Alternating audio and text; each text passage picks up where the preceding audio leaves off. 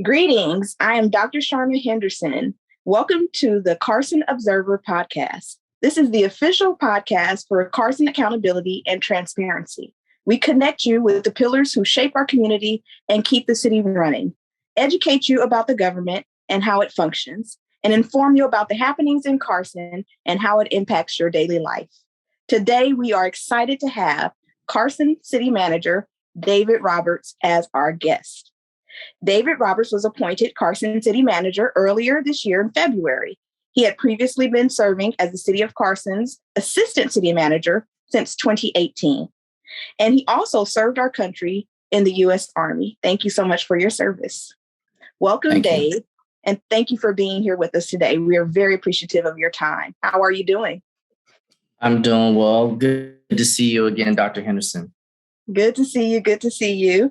So we're going to go ahead and jump right into our questions, and we want to make sure that we're respectful of your time. So just give us a little bit of an idea about who you are and, what you do and how the people in Carson know you. Right. So, I think I saw just taking the question of what you as far as who I am. First and foremost, I tell people, I'm a child of God first. I'm a husband, father, and I consider myself a selfless servant. I've always been a staffer, always one among the people. I like to be among the people rather than just being above the people. And so working with our staff, I've always had the staffer's mentality, a servant's heart. And in my position, typically, you don't get that opportunity to necessarily engage with the employees as often. And so I make it a point that regardless of what the task is in the city, I like to ensure that I'm a part of that. I don't want to have any employee feel as if their position isn't important. And so by being down and working with them alongside them just is something that I enjoy. And that just comes from having a servant's heart, I believe. That being said, you already kind of read my bio, being a U.S. veteran, United States Army. And so that's something I've been extremely proud of. Served during 9/11. As far as what and how the residents could get to know me or know about me, it's interesting. We used to have, pre-COVID, and we just started it back up where we would work with we had a homeless resource fair that was handled by our community services department. And I can recall one day I was out there. We had some homeless folks there, a number of services to provide them. And at the end of the event, we had trash containers around. And of course, as I typically would come to work in a suit, again, pre-COVID, I proceeded to ensure that we needed to clean up because we needed to clean the property, our location up. And so I took the trash boxes, began to throw them in the dumpster. And as soon as I did that, one of the maintenance guys ran over to me and said, "Mr. Roberts, what are you doing? What are you doing?" I said, "We got to clean up. We have time frame here and the parking lot stays clean." He says, "You can't do that." I said, "Why?" He says, "Because at the time I was assistant city manager." He says, "You're assistant city manager." I said, "Well, what's your position?" He says, "I'm a maintenance worker." I said, "Are you an employee of the city?" He said, "Yes." I said, "Well, so am I. So let's get this trash up." And so I think that just kind of showed employees that it isn't, to me, I'm not been a bit big about titles versus just being able to be with the people. And so employees and residents alike could get to know me by seeing me just putting my hands to the plow, if you will. Excellent. I will say that I am a witness to that attitude and that mentality. And, we don't have an official host for our podcast, but there are a couple of folks where I said, I want to do that interview. And this was one of them.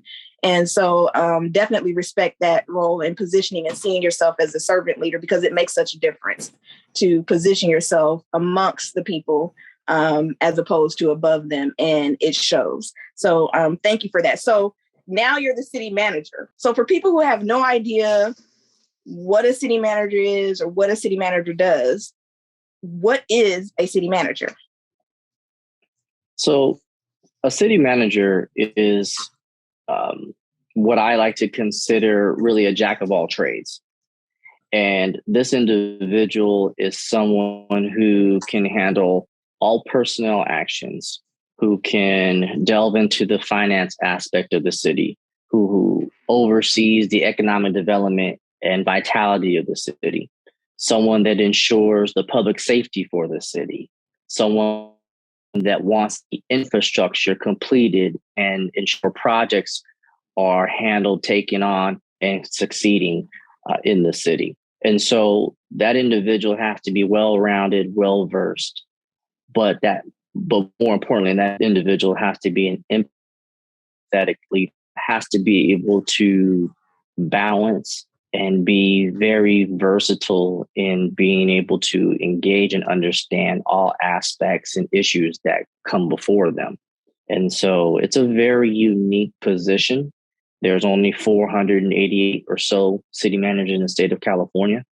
And so to be one of them definitely leads me to, a humble opportunity and a humble perspective. So as you know, with Carson Accountability and Transparency, we do our best to educate residents in a civic manner and to kind of break down what happens in local government. And so, as we know, we have our city council and they're elected, and they basically appoint or hire a city manager to do essentially everything that needs to be done. So I want, our residents to understand that when you look at the hierarchy, so to speak, in the organizational chart for the city as a city manager, there you are. And then every other position, staffing, employment, managerial, administrative position flows under the leadership and direction of the city manager.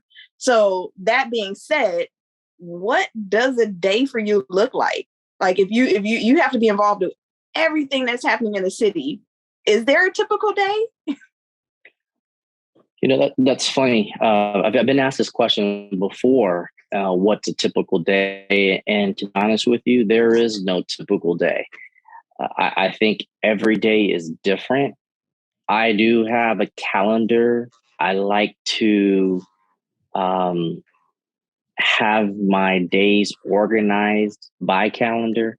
And I can tell you every day that I have something calendared, it gets rearranged. Some I have to cancel, ensuring that council's directives, as you stated, Dr. Henderson, are being addressed, because council's directives are coming from the constituents of the city of Carson.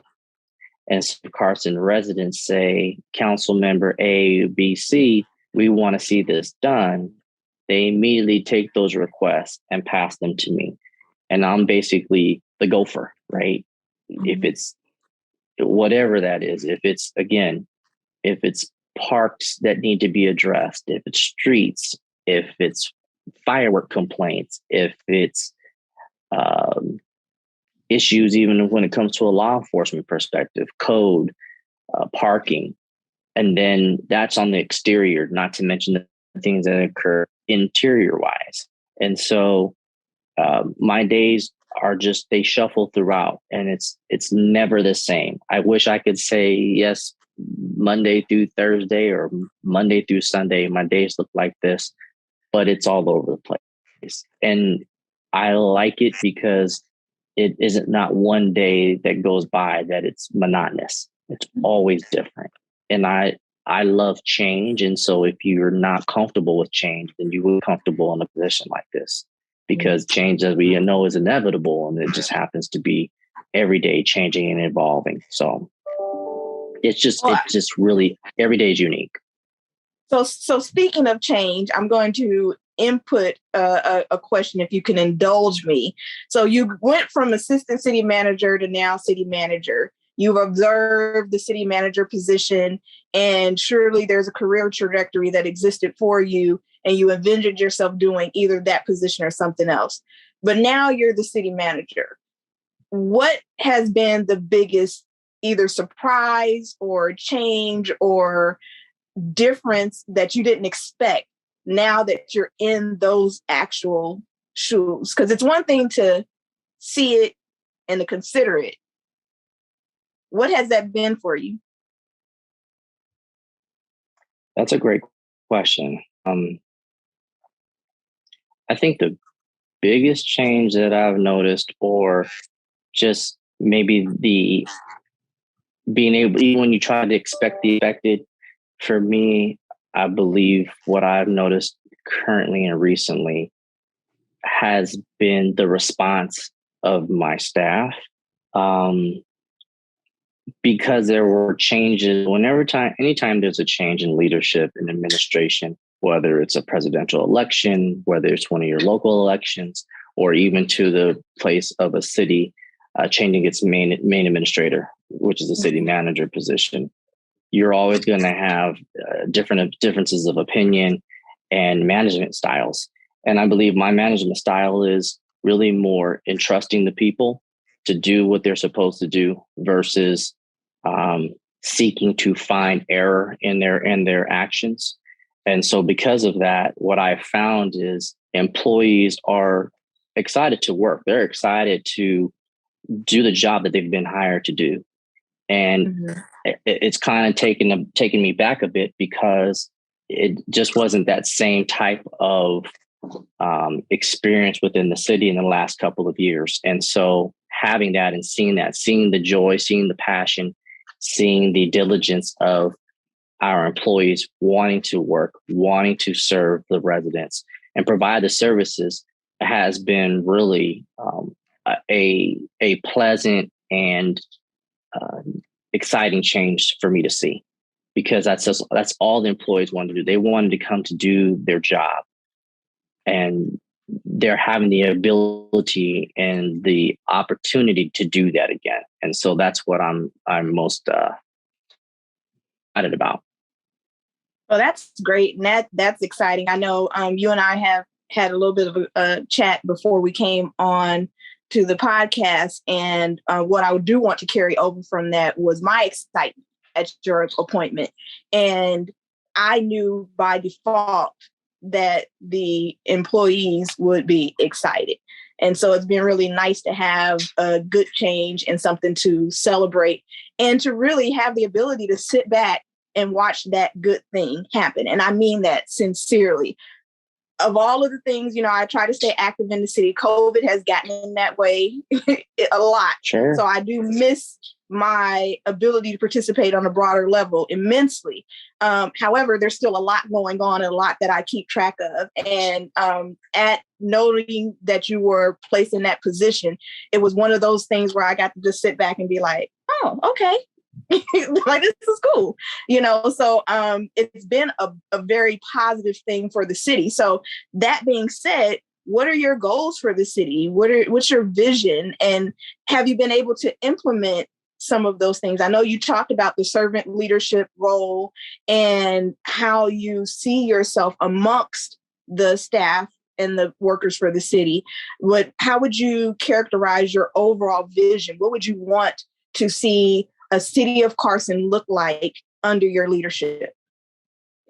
No, that's a great question. I think first and foremost, the responsibility of the city manager in any city is always to, despite everything we discussed before, whether it's talking about personnel issues, whether it's the infrastructure, economic development, which is always important, safety, public safety, those are all top priorities of cities.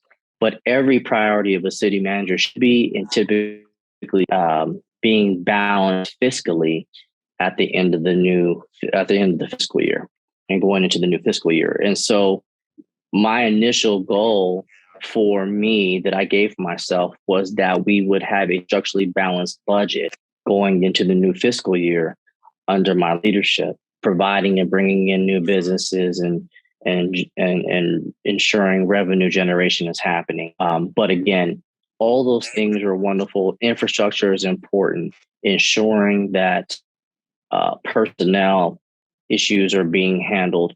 But if you don't have a structurally balanced budget, it makes it very difficult for a city to run programs, to run services for the residents, because there isn't fiscal resources to take care of those things, because we know in order for things to happen, it takes money, And so that's been my number one goal, first and foremost, as a city manager.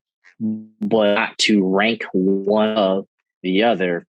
In addition to that, is ensuring that there's going to be accountability, but then also true training involved for employees, and that employees would be treated fair and equitable. I use the 3T method. So we always want to teach employees. We always want to train employees. And then we want to trust them at the end. I'm not a very big quotes guy, but one quote that I always love and I always took from was from Richard Branson, who was the CEO of Virgin. And he said once, you should treat employees or train employees well enough that they can leave, but you should treat them also well enough that they won't want to. Mm. And so I'm that really just treating people with respect, treating them as if they're appreciated and needed versus a commodity. And so it's been a goal of mine to ensure that the morale of the city is up and it's raised so that employees again feel safe, feel secure, and they enjoy coming to work. And I believe encapsulates even moving into that fiscally structurally balanced budget. Yeah, that's wonderful, and that's an excellent quote. Like if you're going to have a quote in that position, I think that's a good one to have, because there's been a lot of staff turnover, and one of the hot topics in the city has been employee morale, and that particular quote speaks directly to that. So that's an excellent point to work from. So thank you for sharing that. So speaking of budget, right? So we have this structurally balanced budget. So that's been this buzzword that we've been hearing about the budget. So what's the big deal about what is a structurally balanced budget? And what's the big deal about having a structurally balanced budget?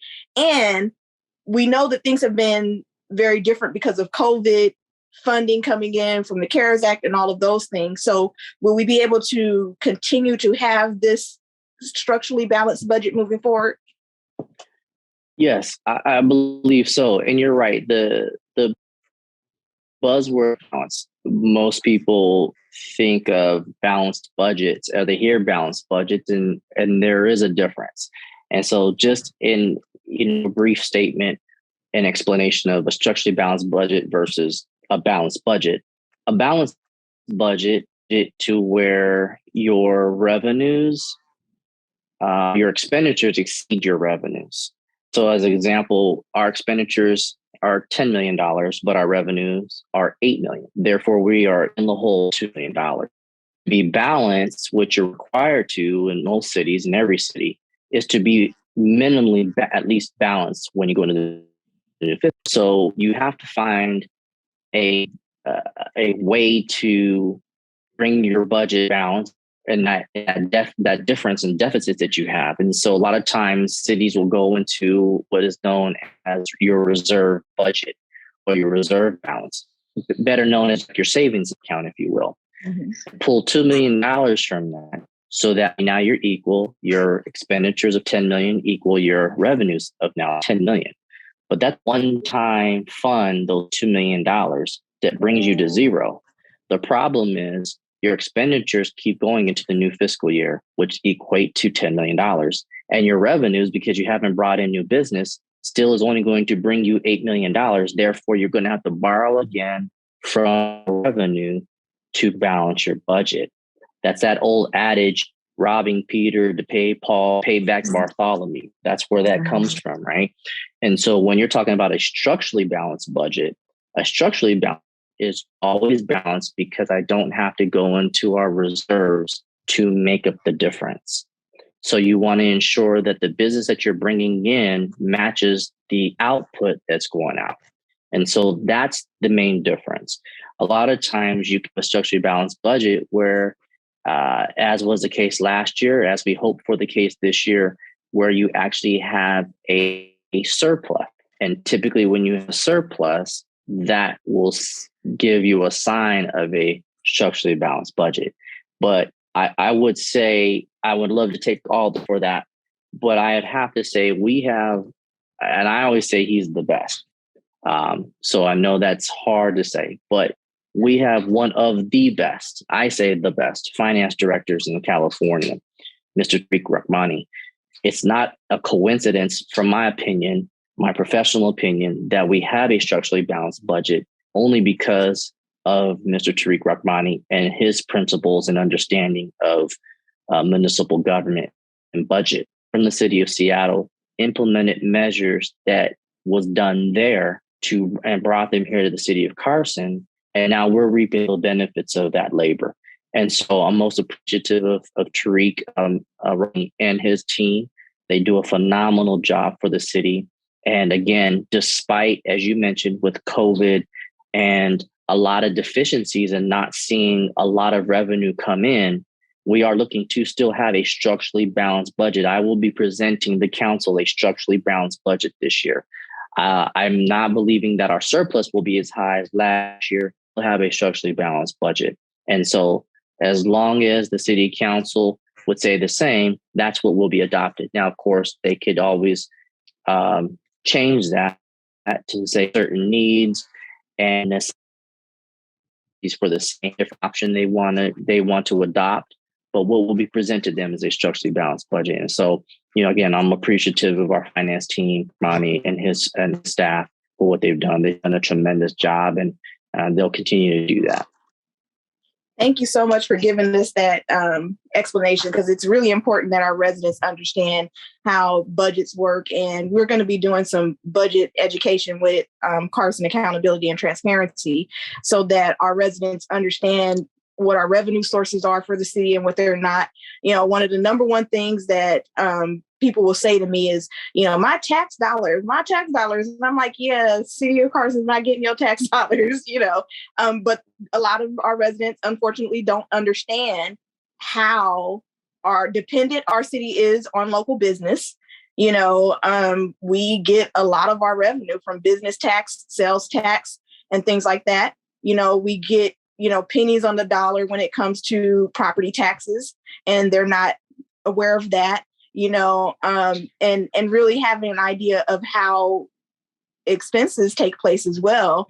And for all of the things that we enjoy in the city, one of the things that we haven't had during COVID very much of are events, but things like that cost money, and every little bit of it has a price attached to it, from salaries, supplies, all of those things. So to be able to have a structurally balanced budget, given the circumstances, was a huge accomplishment. And I look forward to seeing how you present it and how you guys are going to be maintaining that, because it is very important for us to rebuild our reserves.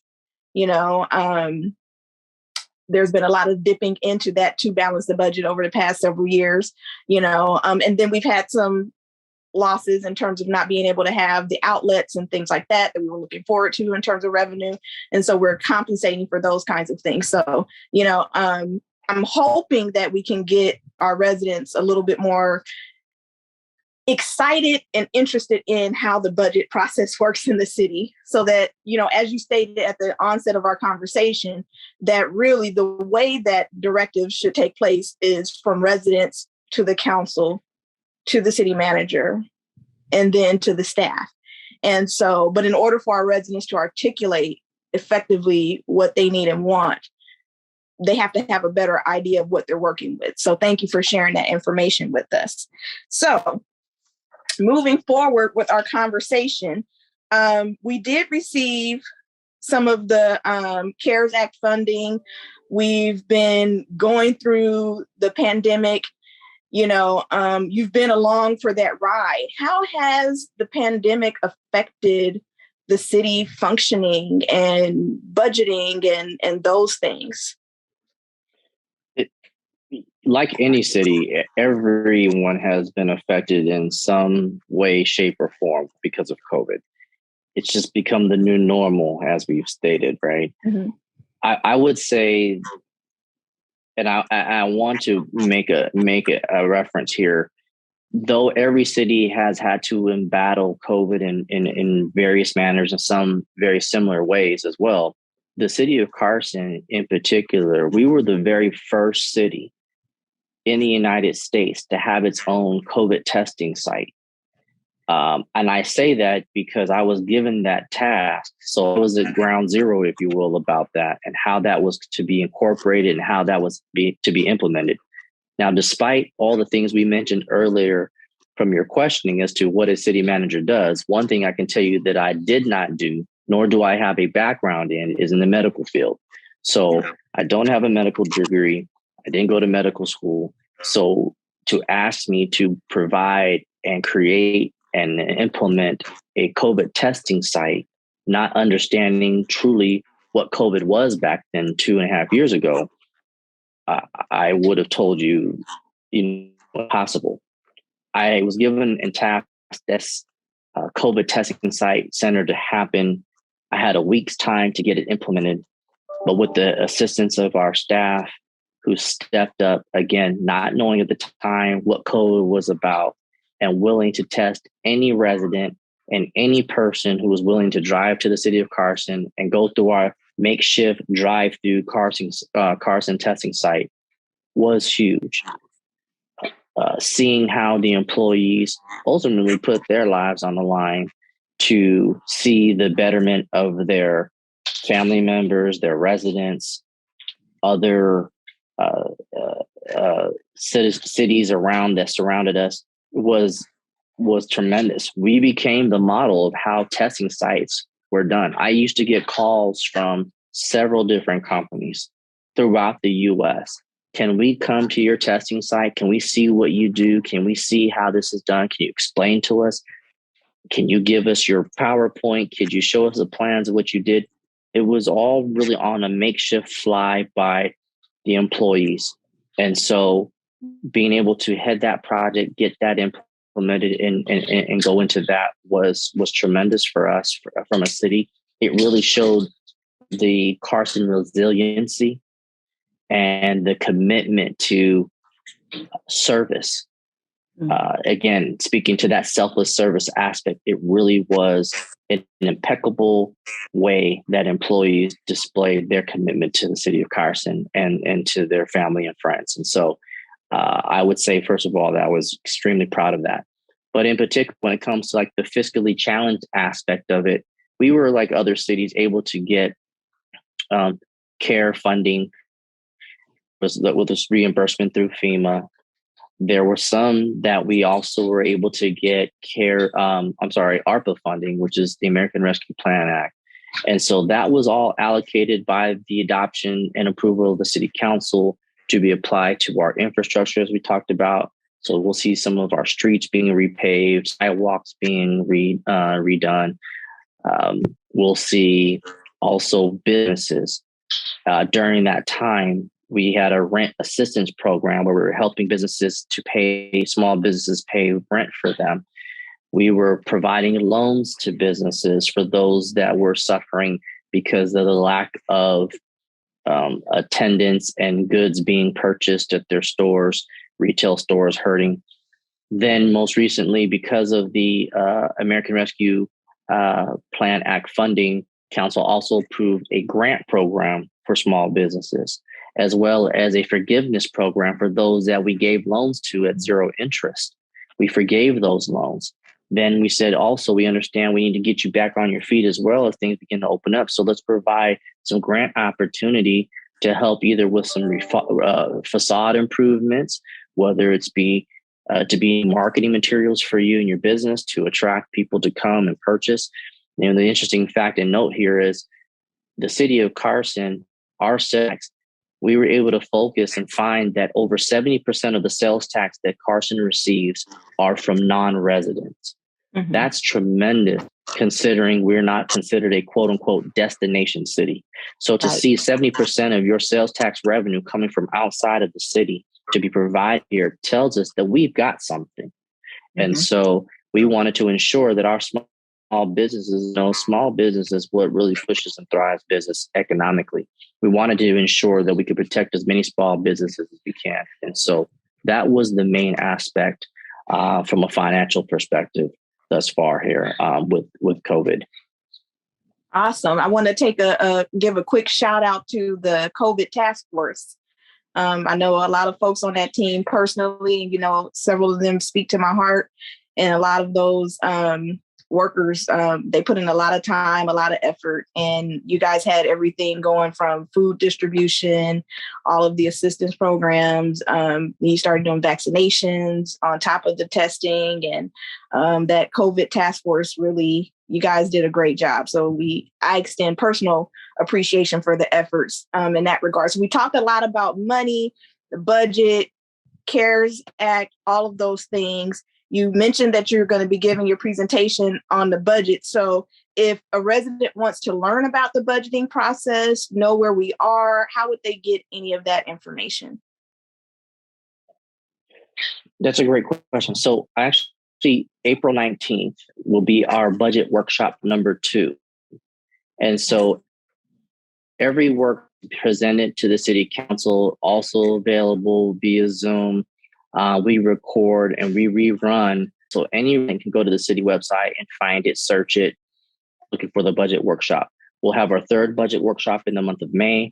Then we'll have our of the budget in June, the first week of June, to be implemented for July 1st. And so any resident can go to the city website, find it, rewatch it. They can always send questions or inquiries.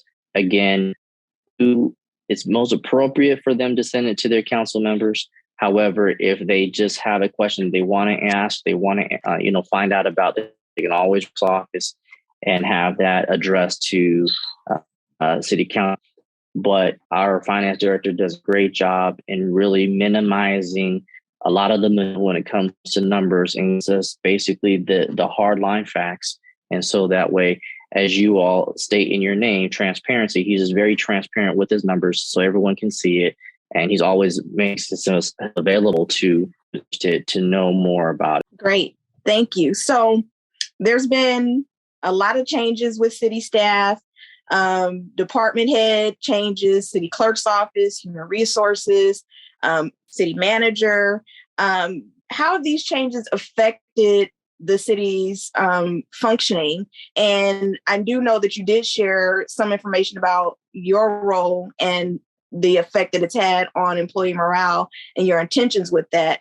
But those are very big changes, city clerk's office, city manager, and HR. What do you see that impact looking like now as the city looks to move forward with really 3 key positions with new leaders at the helm? The city clerk, which is an appointed position, the council was able to appoint Dr. Clea Bradshaw, who actually we stole, as I say, from Cal State University Dominguez Hills, was brought in. She's done a wonderful job in really just getting her staff and that team acclimated to the city processes, procedures. There's always different challenges that come, but we just look at it as another opportunities to even be better and to be able to serve the city of Carson well. When it comes to human resources, it's such a key, vital function. Obviously, I like to call it the heartbeat of an internal organization, whether it's a city, whether it's a private business, wherever it is that you may work. Having someone to come in to be the head that wants to take on the living and changing culture, it is important. And we're actually in the process of that recruitment process now. Unlike what we've done in before, I've changed that a bit. I have a little insight for oversight when it comes to this. I've advised is we will go through the recruitment process as normal. We're using an outside firm, so we're using the recruitment firm. And the process of interviews will actually be done by union presidents. So we'll get all the union presidents together to have them sit down and interview the HR director or the potential candidates. Then from that process, it will go to the HR department, and the staff will sit down and ask questions with the HR applicants, HR director applicants. And then the final procedure prior to selection will be the executive team.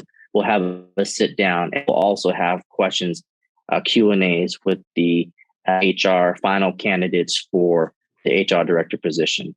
And based upon that process, they will bring to me, they being all three different divisions there, whom they believe on a majority aspect would be the best HR director. And that's who we will select. Therefore, it isn't my HR director or who I selected, but it's who we selected.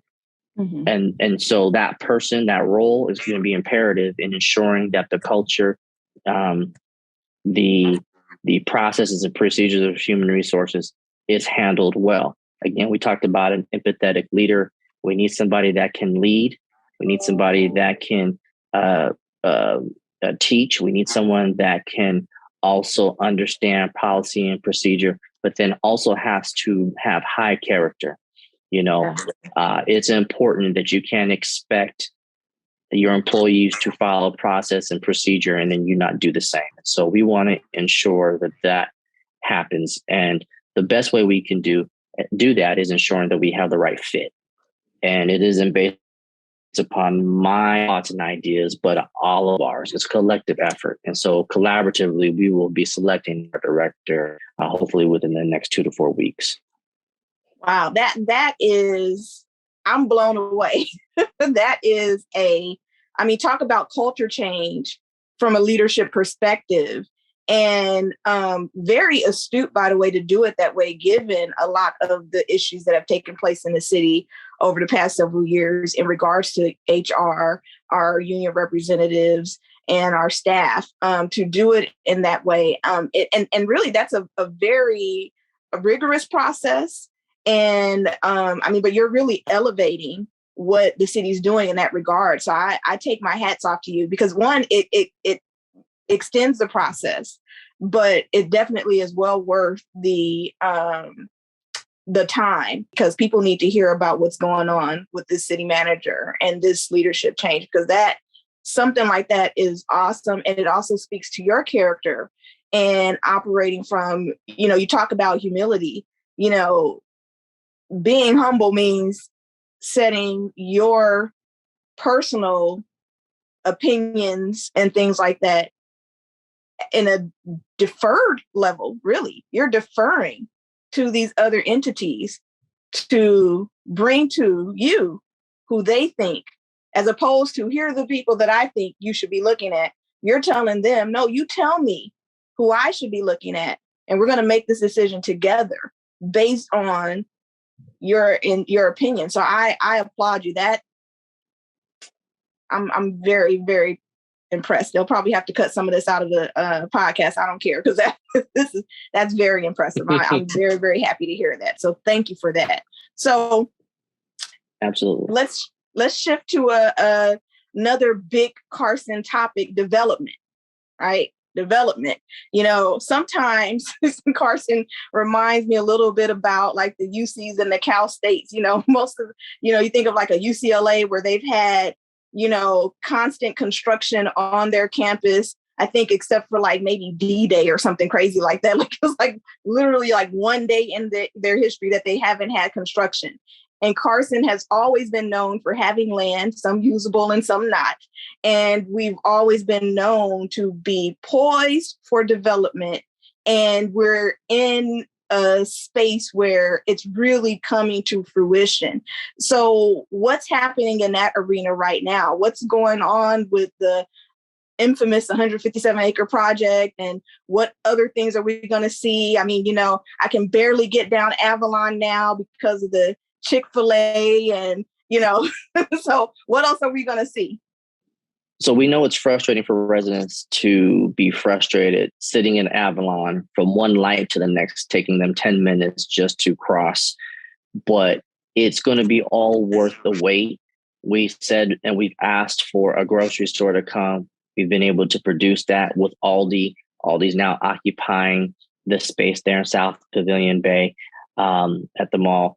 And so there are so many projects that are happening, that some that we're all aware of because we see the construction, others that haven't broken ground yet, but are in the pipeline. But I will say overall, the city of Carson will be a lighthouse who not be hid. And I mean that from the bottom of my heart. Carson, get ready. There are some amazing things that are going to be coming, and I say that with every ounce and entity in my body. Within the next 6 to 12 months, you are going to see some amazing things. It's going to be extremely exciting for this city and for neighboring cities around. So I'm going to take an opportunity to plug one of the things that we've discussed with our board is doing a special development issue for the Carson Observer, where we want to, educate our community on the things that have happened in terms of development, how we ended up where we are with some of these projects and the usefulness and lack thereof of some of our parcels. And then to also discuss not only where we're going, but people don't know about the Planning Commission and what that's about. People don't know about the different entities that are affiliated with the city. People don't know about, and I don't know the name of the website, but and you can clarify it for me, because I know I have the link saved in my browser where you can click on a lot of these projects and you can see the specs, and there are these beautiful graphics for some of them that will show up and, show the different phases. And so we have information there that's accessible. We just need our residents to know how to tap into it. So we're really wanting to push that. So I'm excited to hear about some of these things that are happening. Now, where is that in and out going to be? So the in and out is gonna be on off of Avalon. So it's gonna create some more traffic. I know we just got Chick-fil-A, we just got Cane's. So now we're gonna throw in and out here. But I think when you all see, these are really just small pieces to a larger puzzle that's going to be incorporated. And mark my words when I say that you all are going to be shocked and in awe as to what your council members and the city staff is bringing to the residents. It is amazing. It is really amazing. And it's due for Carson long over to be able to be among everyone during this time. I pushed for a long time about the city developing a partnership with the university. That was something that I lamented and I pushed, and I'm glad to finally see it happening. And I have people texting me all the time like, oh my God, there's Dominguez Hills banners, going up and down the street. It's great to see that we are finally looking like a university town, so to speak, and seeing that partnership come to fruition. And they're having some development taking place there, and that campus needs some TLC. And so things like having an in and out is going to be wonderful, not just for our residents, but for our students, who for many of them are temporary residents, so to speak. And we have, people don't understand that between Cal State LA and Dominguez Hills, they're the two top producer of teaching credentials in the state of California. So, yes. There are a lot of people who come to Carson for education.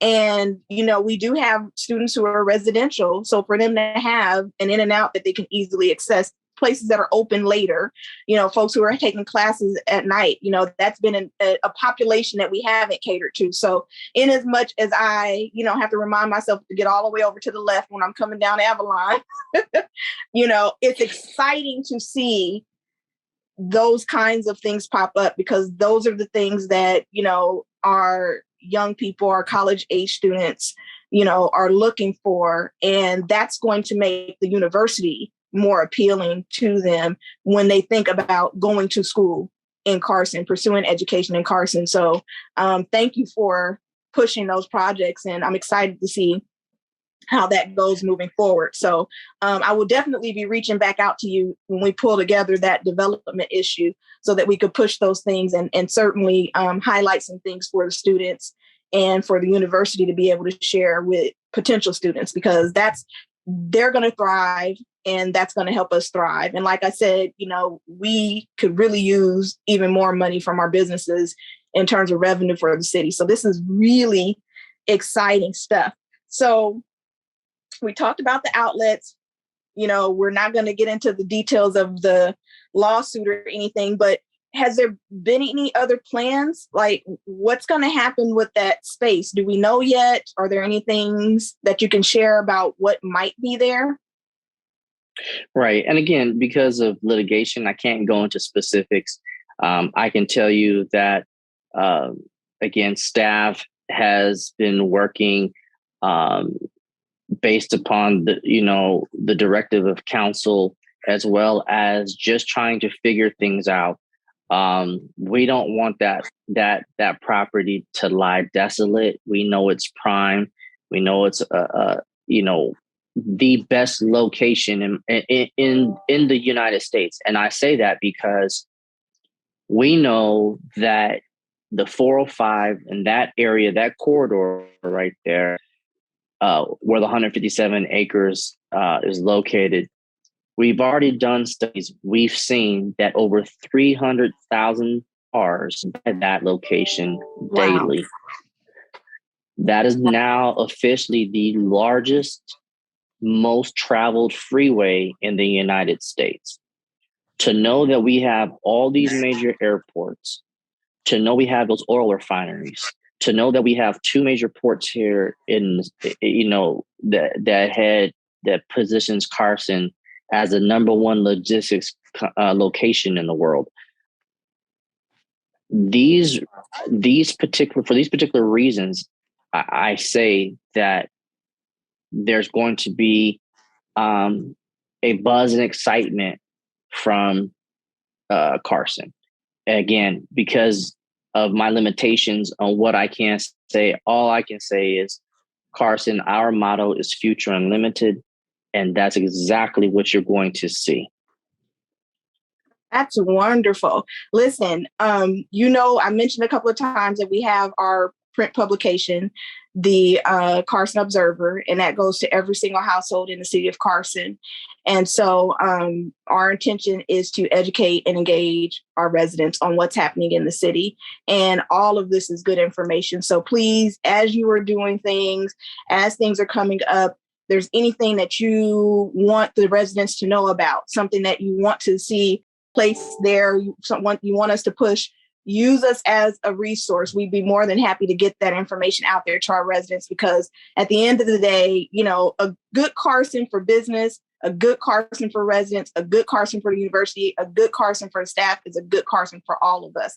And not only is it good for all of us, it's good for our regional neighbors as well. We spend a lot of time, we go to Long Beach, we go to Torrance, we're going to Gardena for this. And now people are starting to come to Carson for those things that we used to go to other places for. So it's good to see all of this stuff happening. So please, we look forward to working together to get that information out. So what else would you like to share? We've talked about a lot of stuff. Is there anything else that excites you about Carson, or anything else that you want to share that you're looking forward to? What else can we expect? First, let me say again, I'm honored, I'm humbled, and I'm grateful for the opportunity that you have all taken your time to invite me to be part of this wonderful discussion with Carson Accountability and Transparency. And so, again, I look to partner with you all. Love for you to be a part of anything that we're doing in the city of Carson, because you all are part of the city of Carson. And so, in saying that, what excites me is there's just so many things, some I can share and some that I won't. But one thing I will say is we haven't mentioned, and we're going to be getting and publicizing this out. Carson turns 55 next year. Yeah. So we are going to be setting up for our 55th anniversary. We're going to send out a survey that'll be done through SurveyMonkey, sending out to all the residents on the internet and technology spaces. But we'll also put it in print for those that aren't as technologically savvy, for our seniors and so forth. But we want to start gaining volunteers. We have a subcommittee that's been created. We've got some general categories and ideas of what we want to do. And so we want to now start recruiting, if you will, and bringing in the residents, because ultimately this is the City of Carson's birthday. And so we want everyone to be involved. We want everyone to participate. So whoever wants to volunteer will have an opportunity to do that. So I'll ensure that we send you all the link, that you have that you receive the survey. You can send it out to residents as well. So I'm definitely excited about that. But I think 3 things I can say outside of just the 55th anniversary next year. One, what excites me about Carson, and we know is the residents. And when I say that, I say really it's the diversity of this city. It shows America what unity and peace can look like when dwelling together. And so there's no other city that can claim what a unified, diverse city can look like. And so knowing what I know that's coming futuristically for us makes it even more so of an excitement that I have inside. Secondly, I would just say the raw resources that we have. We've already mentioned it. The land space that we have, our own university in our own city, having all these, large revenue generation opportunities that are coming before us is tremendous. Projects that are being introduced, projects that are being discussed right at this moment that I think anybody in the country would jump at the opportunity to have, knowing that we have these things on the horizon is tremendous to me. That's what excites me, again, with these raw resources. But lastly, and to me, most importantly, is our employees. I've worked in various municipalities, federal. I've worked for the federal government. I've worked in private sector. And I've never witnessed the humility, the honesty, and the hard work from the people of Carson, the staff that I've had the pleasure of serving with. There's no other place that I would rather be, and no other staff that I would rather serve than these great folks here in the City of Carson. That excites me every day. It motivates me to come in and to be able to serve them because I see the way that they serve our residents. And so that excites me more than really anything else, because I know that just from a social perspective, we know that when COVID went and came, the opportunity to engage and to interact was really diminished. And so getting back into that, being able to see people again, see people's smiling faces, seeing people being able to just interact with one another and how they serve and do it without hesitation.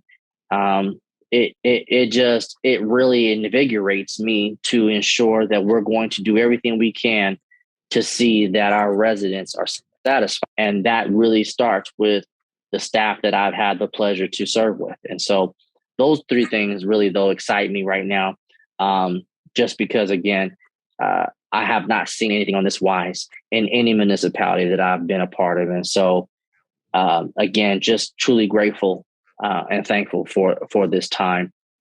And, I think the connectability also for me makes it special.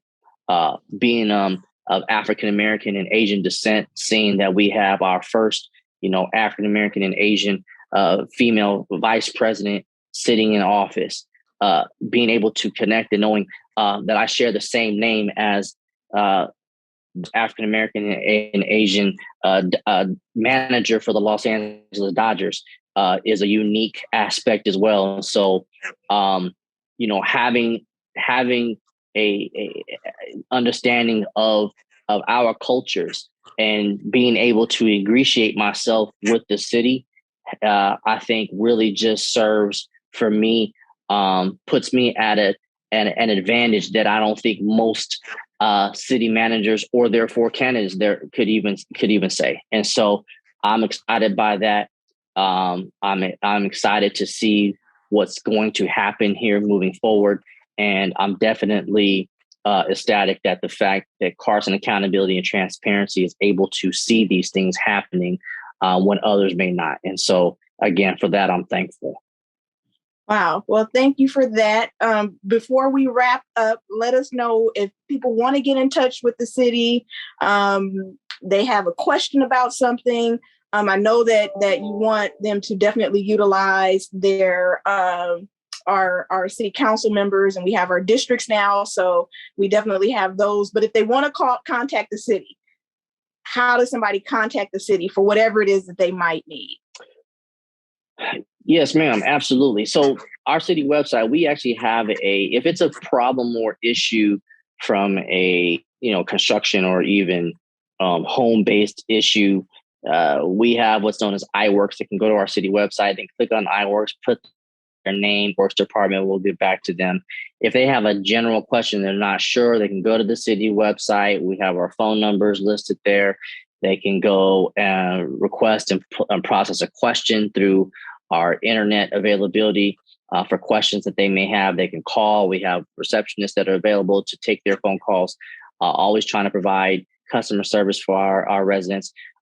If they absolutely do not like those avenues and they say, we just want to hear from the horse's mouth what is happening, they can click on the little city manager button. They can click on my ugly photo and go ahead and send a question or a phone call my way, and I'll be happy to answer anything that they question. And I don't think for one moment our residents have a difficulty asking questions and getting in contact with me, because they've done a great job of it thus far in my first 90 days here. So I just want to thank them all for feeling free. And I do have a door policy, so by all means, anybody, please feel free to reach out to me.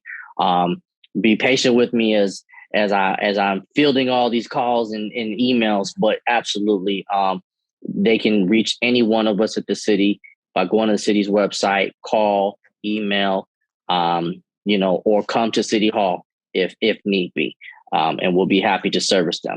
And so our job, again, is just to service the residents as best we can. And so anything that we can do to answer their questions and provide a solution to a problem that they have is our delight. Okay, and we'll be sure that at the end of this episode, we'll tack on a screen with the main contact information for the city and the city's website, so that folks who may not be aware of how to get there, will direct them to that. So listen, Dave, thank you for your time, for your graciousness, for your service to our city. These are exciting times. I'm really excited about the work that you've done in your role already, being an assistant city manager.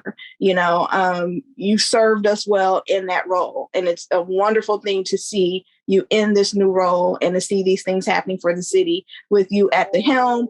And I know that our city staff, that they're excited, and there's just a new thing happening in that regard in Carson. And so it's really a relief to see that happening, and it's a joy to see it happening. And I'm really excited to experience that along with you. So we at Carson Accountability and Transparency, we thank you, and we look forward to maintaining and keeping our partnership going, because our whole goal is to just have a great Carson. And we know that we're going to get there with your partnership and your leadership. So thank you so much for your time and for your effort, for your energy, and for blessing us with all of this wonderful information. This is really good for our city, and we're just here in gratitude. So thank you so much for that.